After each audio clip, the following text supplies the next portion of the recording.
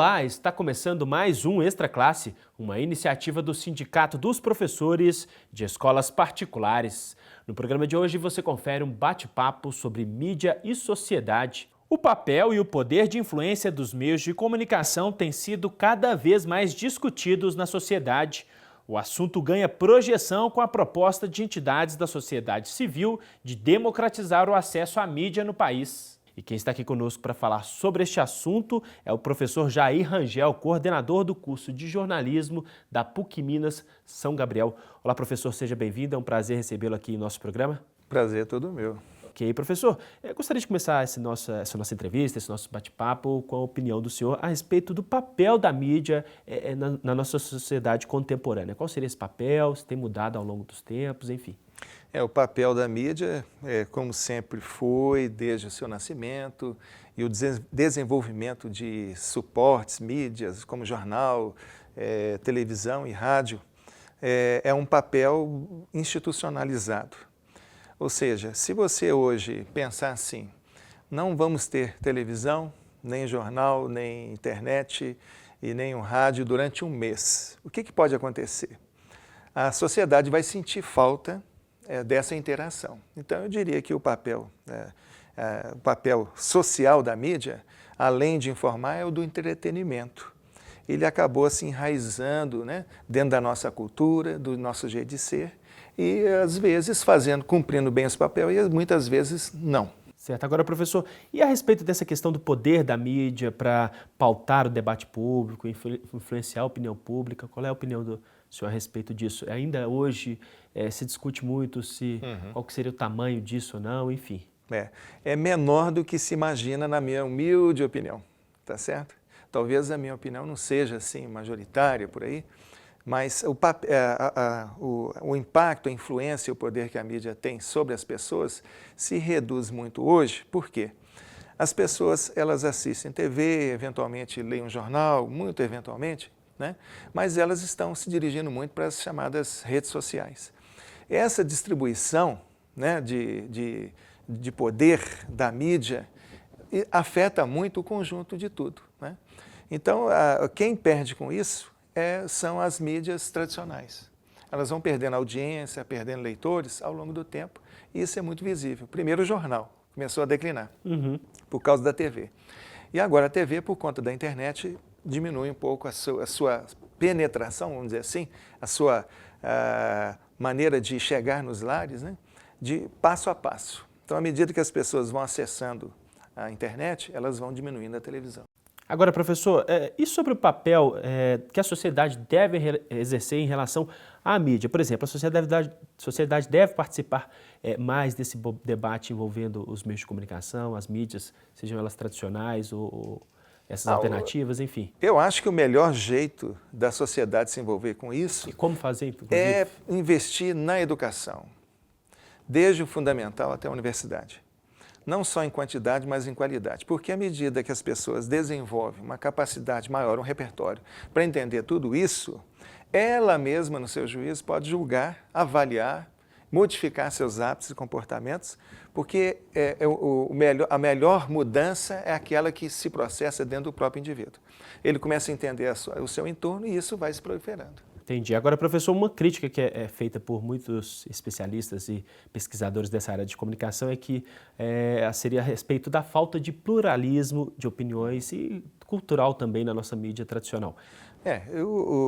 Qualquer esforço de inclusão é super importante em termos de difusão de massas, para que as pessoas experimentem visões diferentes da dela, para que ela pense no hábito que ela tem, na ideia arraigada que ela tem, e passe a considerar do outro diferente. É um esforço, vamos dizer assim, muito grande, que deve ser feito, mas ele não se resolve em pouco tempo, não. Isso demora uma temporada. Mas estaria hoje faltando Falta. pluralidade de pontos de vista, de opiniões na nossa mídia tradicional, por exemplo? Porque a mídia é um pouco escrava do Ibope, da audiência. É aquela relação entre interesse público e interesse do público, né? Interesse do público. E o que a mídia sabe fazer muito bem, em particular a TV, é contar uma história. Então, quando ela conta uma história, principalmente assim, se for uma coisa de violência, as pessoas prestam muita atenção. né? E isso é interessante para a gente estudar e analisar. Agora, professor, vamos falar um pouco sobre a participação da mídia nas eleições deste ano. O senhor considera que a mídia cumpriu um papel de esclarecer os pontos de vista, as propostas, ou não, de obscurecer as propostas, como já li aí a respeito disso? Vai depender do momento. Uhum. Por exemplo, quando tem um debate, é bom para esclarecer, né? Então as pessoas têm uma regra, aquilo ali tem muita visibilidade, né? Quando um assunto é debatido e em pé de igualdade, tudo melhora. Mas eu acho que, como jornalista, que nós estamos ainda muito fora de uma visão mais equilibrada do que seria a política. Eu tenho uma visão assim, vou morrer com ela. Eu acho que o jornalista ele tem que ser o mais imparcial possível e usar o critério científico para analisar tudo. Porque se ele for entrar muito nessa questão político-partidária, ele vai se perder. O fato fica em segundo lugar. E aí ele começa a defender A ou B. Eu acho que nós temos que dar visibilidade para todo mundo, voz para todo mundo. E o jornalismo hoje não está fazendo isso muito, não. Ele está muito partidário.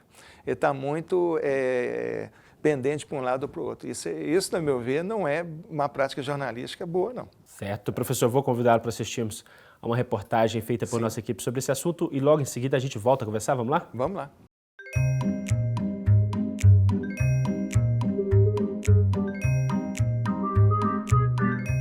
Você sabia que a Constituição Federal Brasileira determina que os canais de rádio e TV deveriam ser divididos de forma equilibrada em 3 sistemas de comunicação diferentes? No sistema público estão os canais sem fins lucrativos.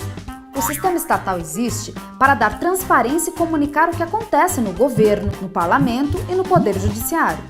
O sistema privado é composto principalmente por empresas que fazem comunicação com o objetivo de se obter lucro. O problema é que no Brasil esse equilíbrio não acontece. Aqui, praticamente apenas o sistema privado tem espaço para transmitir suas ideias para a sociedade.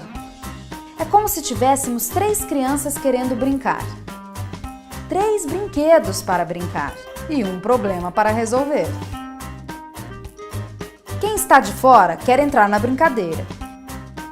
E quem está dentro não quer dividir os brinquedos. Compartilhar é um gesto simples, mas que para alguns pode ser difícil de aprender. Aprender a dividir é aprender a reconhecer o direito do outro.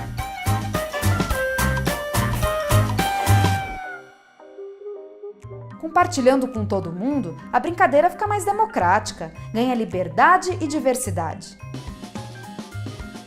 E isso não é pedir muito. O equilíbrio entre os sistemas público, privado e estatal é uma exigência da nossa Constituição. Cumpri-la é uma obrigação do governo e do Congresso Nacional.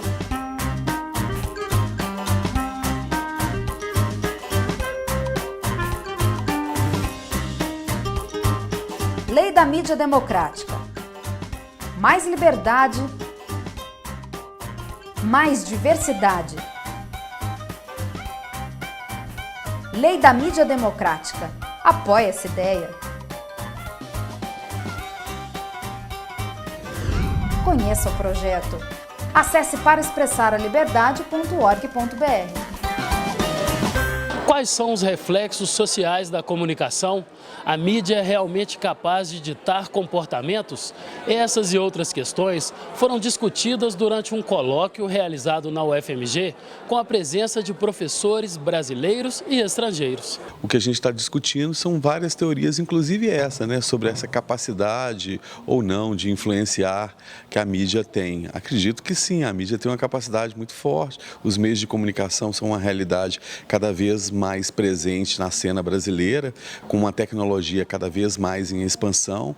Então, tudo isso reflete uma influência. As redes sociais estão aí, não nos deixam mentir. Este professor português foi um dos palestrantes convidados para o evento. Eu trago à discussão um velho conceito que tem muito a ver também com, não só, mas muito a ver com o funcionamento da mídia, que é o conceito de públicos. Hoje essencialmente através ou em consequência das chamadas novas mídias, não é? Das novas tecnologias.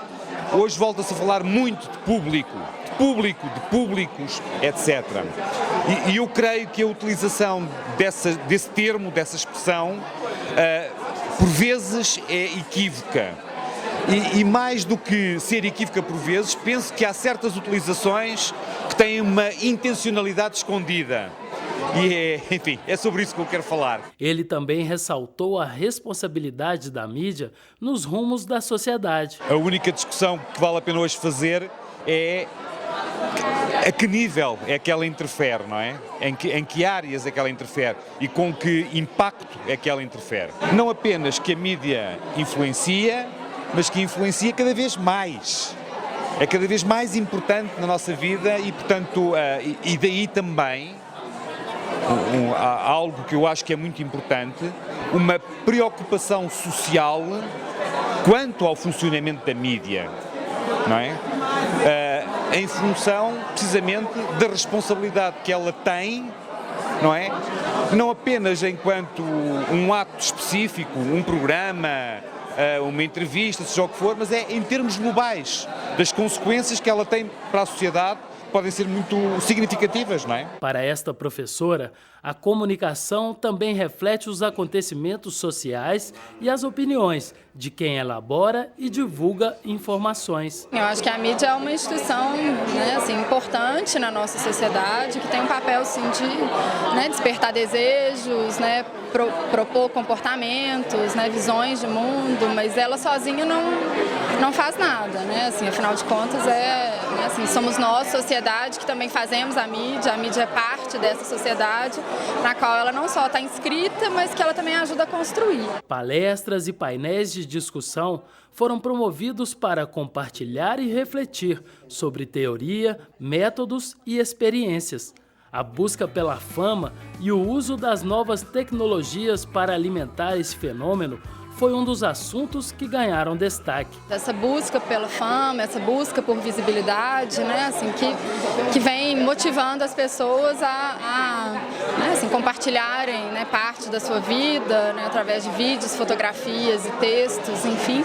Né, então parece que é um fenômeno, né, marcante na nossa sociedade. Né, então o que diz dessa busca, né, por celebridade, dessa busca por visibilidade, e ao mesmo tempo diz de uma sociedade que é muito individualista também, né, em que são essas pessoas singulares que tentam se projetar na cena pública. Quem participou do evento aprovou a iniciativa. É um momento que a gente tem para refletir e pensar sobre as nossas práticas comunicativas, né? O espaço da academia, ele é importante porque o tempo todo ele nos ajuda a fomentar, né, e a pensar sobre as práticas do mercado, e ao pensá-las e revitalizá-las, a gente consegue, né, atuar melhor sobre essas práticas. É um espaço que ele é aberto tanto para professores quanto para alunos e é uma referência mesmo, né, na nossa área, na área da comunicação. O GRIS é um grupo constituído há mais de 20 anos e que é uma referência na pesquisa de comunicação. Agora, professor, eu gostaria que o senhor falasse um pouco sobre a programação da televisão brasileira. O senhor diria que seria uma programação que ainda carece de qualidade, enfim, qual a opinião do senhor a respeito disso? Pra você ter ideia, eu não assisto TV aberta muito, não. Eu não dou conta de assistir. Eu acho que está, vamos dizer assim, eu conversando com o professor Muniz Sodré, foi meu professor na Federal do Rio de Janeiro, ele disse o seguinte, que estudos americanos mostram que a média mental, a média do telespectador e da pessoa que assiste filme, que eles pensam na hora que fazem a programação, é de 12 anos, mais ou menos. Se uma pessoa de 12 anos, 13, entender e gostar, tá bom.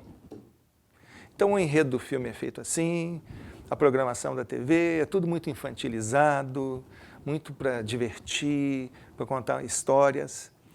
Ok, aí você vai para a TV a cabo. Aí você fala, poxa, vai melhorar um pouco, né? Porque você tem aqui alguns canais que são ótimos. Aí a gente faz, mesmo na universidade, pesquisas de audiência, com os próprios alunos participando. Aí eles vão perguntar para os outros estudantes o que eles assistem. Qual que é o primeiro lugar na TV a cabo? Globo, SBT, Record. Ou seja, mesmo com uma oferta positiva de coisas educacionais, pelo menos eu acho assim, opções, a pessoa acaba indo para aquilo que ela está muito acostumada a fazer. Né? Mesmo estudante universitário. Eu fico impressionado com isso, entendeu? Eu acho que isso é uma preocupação, porque além da educação, nós temos que ter tempo para que as pessoas mudem suas prioridades e a sua visão a respeito do que é importante para o país, para a política, né? A educação é muito importante, mas ela tem que ter um tempo para funcionar. Agora, por quais razões, professor, nós temos essa programação? Seria questões de audiência, enfim, seriam... Basicamente seriam as isso, explicações, assim? Basicamente isso, porque os meus alunos, eles são pessoas muito esclarecidas, estudam, debatem a vida, depois vão para o mercado. Muitos vão ser produtores de informação, vão apresentar telejornais e vão entrar num esquema que vai perdurar, é um círculo vicioso. E eu tenho certeza que eles querem mudar isso, né? Mas eu acho que tem a questão política, a questão econômica que prende, né? Que não permite que isso aconteça aí. Agora, professor, para a gente terminar essa nossa entrevista, qual o papel, então, os professores, tendo em vista que o senhor aponta aí a questão da educação, podem e devem desempenhar nesse debate para fortalecer essa questão, por exemplo, seria um caso de uma leitura crítica da mídia, na educação básica, o que o senhor acredita que os professores podem fazer? Eu acho que o professor bem remunerado, respeitado, ele pode ajudar muito. Mas se ele não tiver condição de trabalho, eu fico aqui meio desesperançado. Um professor não pode ter um salário baixo. A verdadeira revolução aqui no Brasil vai começar assim. Quando a educação valorizar os professores, houver essa valorização, e eles tiverem condição de trabalho, porque eles vão poder compartilhar melhor com os estudantes, com as novas gerações, coisas que também vão ajudar a mudar as vidas desses estudantes aí, que também precisam de apoio para poder estudar. Eu tenho até uma ideia meio maluca, que eu acho que todo ensino tinha que ser absolutamente público e que o estudante não deveria trabalhar jamais para poder estudar. É isso que eu penso dentro da universidade. E eu acho difícil fazer, mas acho que a gente devia ter essa prioridade não de permitir que o estudante faça nada a não ser estudar durante o período que ele está estudando, e com isso ele vai entrar, né, dentro de um ambiente, de um jeito de pensar que vai revolucionar o país. Bacana. Professor Jair Rangel, agradeço a participação e a gentileza da entrevista aqui para o Extra Classe. Eu que agradeço e também pelo esforço que vocês fazem de defender a educação no Estado e no país. Tá? Confira agora a agenda da semana. Uma pausa para você e as palavras. Este é o tema do Circuito Literário Praça da Liberdade, que apresenta diversas atividades abertas ao público até domingo, 16 de novembro. Hoje e amanhã, às 15 horas, haverá rodas de contação de histórias no Espaço do Conhecimento UFMG. Informações www.circuitoculturalliberdade.com.br. Acontece nesta terça, 18 de novembro, às 9h30, no Espaço Bienal Livro de Minas Gerais, a Contec Brasil Belo Horizonte. O evento vai apresentar debates sobre tecnologia e educação, aprendizado e ensino interativo e também leitura em ambientes digitais. A Bienal do Livro vai até 23 de novembro no Expo Minas. As inscrições para educadores e interessados são gratuitas pelo site www.contec.brasil.com.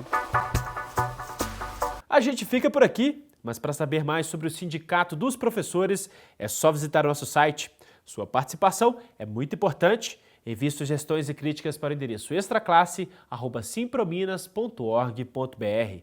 Um grande abraço e até a próxima semana.